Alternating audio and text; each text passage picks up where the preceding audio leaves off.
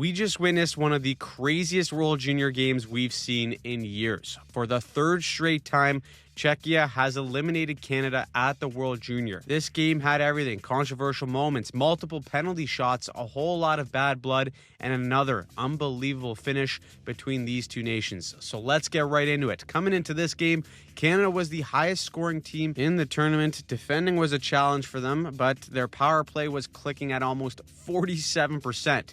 So if Czechia wanted to win this game, staying out of the box would be key, but they find themselves shorthanded with around 5 minutes left in the first. Now, Canada, like most great power plays, start in this 1-3-1 formation. But in order to get killers moving, especially in a diamond formation like Czechia's, one of the ways they can create holes is by using movement. And in this game, Canada would use their flanks to move up to the point to create almost this 2-1-2 look.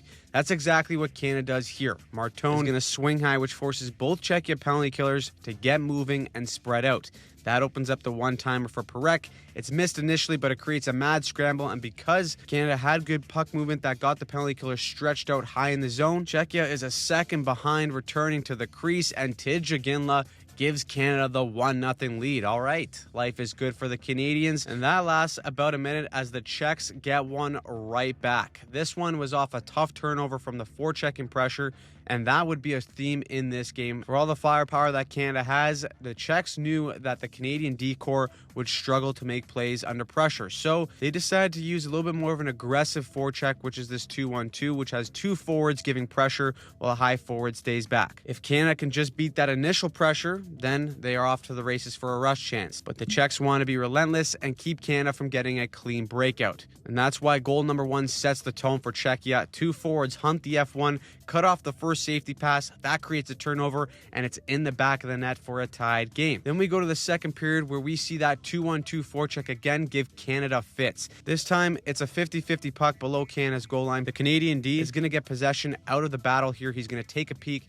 and he wants to play it to his winger, but the F3 for Czechia is all over him. Instead of skating it out or trying to make a more poised play, they send it over to the winger. The pass misses completely. It keeps the play alive for the Czechs, and eventually it leads to a goal to give them a 2-1 lead. There you go. The formula is working, but once again, the Czechs get into penalty trouble. Already on the kill, a chance hits the post, and it is pure panic at the disco for Czechia. And trying to clear it, they end up putting it over the glass. You can't do that, so now it's a 5-on-3.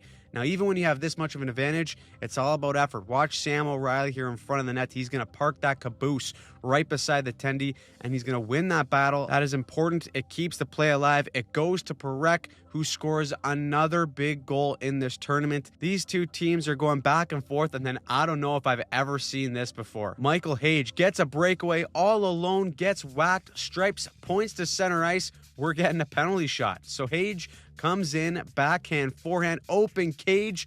Orsulik trips him. He throws his hands up like stripes. Can I get another chance here? One more go at it? He tripped me. Look at him. The refs talk, have a discussion. They say, yeah, okay, one more chance, kid. Go ahead. So what does he do? He tries to play some mind games. He goes back to the same move, and no bueno. Orsulik gives a little fist pump. He's fired up. How do you like them apples, he says. Hage is probably going to need a therapy session after that one, especially because of what comes next. Now, another area the Czechs did a really good job in was defending the neutral zone and each line, and this was a masterclass on it. Watch Galvin's. This is what I mean about closing the gaps at each line. Not only does he step up to try and close the space on McKenzie, but he keeps the stick in the lane of the outside pass, knowing there's an available option there for a give and go.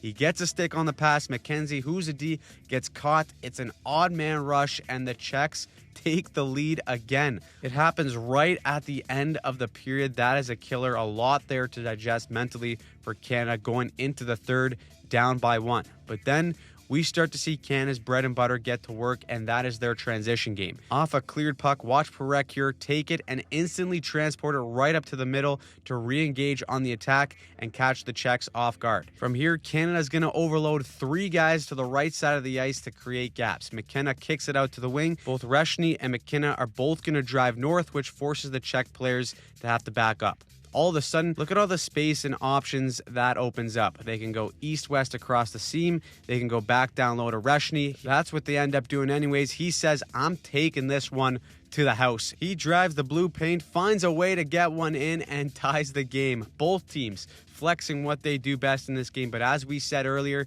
Canada's kryptonite has been defending, and the details kill them again. So as the Czechs break out here, Denoye, who's a Canadian forward, is going to miss his check initially and retreats to the middle to form a 3 at the line here for Canada. Now, because they have numbers, this D decides to play a bit more conservative, and instead of stepping up at the red line when Nestersteel originally gets this puck, he opts to take him at the blue line. In doing so, he also finds him outside of the dot lane to try and close off the outside at the blue line. But this goes to show just how important given an inch of spaces can be in this type of game, because that is all the space Nestersteel needs to make a player with this cheeky slip pass to Čihar, and then it's pure awareness mixed with world-class skill. Čihar knows he's got a forward one-on-one here with an outside lane, so he turns on the jets, drives through the hands, goes short side shelf. That is McDavid-esque. Whew. That is pretty. The devil's in the details, baby, and the Czechs have another answer, giving them a 4-3 lead. Now Canada is on their heels, and you can tell they're starting to lose their heads a little bit with time running out. Multiple undisciplined penalties taken. All this is draining the clock as the Czechs look to close it out, but Canada is going to get one last push, and it's simple hockey that does it. They get the Czechs moving all around in the zone. First, Aitchison switches sides by going low. Then he goes low to high, which has Czechia a little bit disorganized. They throw it on net. No one has the captain, Porter Mortone, on the doorstep. He ties it up. Are you kidding me? Who is writing the script for this game? He's so fired up. He says, "Our house" on the way out. I guess, I don't know. We're in Minnesota, but whatever you say to be fired up after a goal like that. Canada gets some magic, and we're all tied up for just over a minute. Yeah, you can't make this up. The Czechs come back the other way, and again, the difference is in the details. This time, it's the Czechs that are going to use a quick up with a straight pass to catch Canada disorganized at their own blue line. And when that happens, guys back up. They give up the blue line. A tiny seam opens up here for Benak. Just an unreal play to avoid the poke. Make a slip pass right through the D and ahead of the back pressure. Misa, as the far man here, gets caught puck watching for just a split second, turning this into a dangerous mini 2-on-1. The puck bounces off of Misa's skate and into the back of the net. With a minute 14 left, the Czechs are fired up. It's a disaster for Canada. You got kids crying in the stands. It's happening all over again for them. The emotions started getting out of hand near the end of the game. Guys were frustrated. They ended up taking a penalty in the final 2 minutes, so they couldn't even have a 6-on-5 when they pulled the goalie. That means Czechia gets the empty netter, and World Junior history has repeated itself. For the third straight year, Czechia knocks out Canada. Now, it's been clear for a few years that the rest of the world has caught up to Canada in terms of talent, but flat out, the Czechs were the better team in this game. They had their slip-ups, but when they needed to defend, they found a way to shut down Canada's best and respond right away every time Canada tied it up. Their game plan was brilliant. They knew that Canada's defense would fold under hard forechecking pressure. That 2-1-2 pressure gave Canada's D fits all night long, and they just couldn't make a play under pressure when they needed to. You could tell from the history of these two teams, and even in this tournament, that these two countries do not like each other at all, and it's quickly becoming one of the best rivalries on the international stage for hockey. Now, another big storyline coming out of this will be Gavin McKenna, and if this tournament will impact whether or not he goes first overall in the NHL draft. He finished with 10 points in 6 games and looked pretty damn good at times, but everyone will point to this game and the lone assist and probably wish they saw more out of him. Either way, Canada will play the Finns in the bronze, and the Czechs will go on to play Sweden for the gold medal. So, what did you think about this game? Who surprised you? Who pissed you off? What do you think Canada needs to do to get back to winning gold medals? Let us know in the comments down below. And if you want more NHL, Olympic, and hockey content in general, make sure you subscribe to the channel and turn on notifications so that you don't miss a single thing.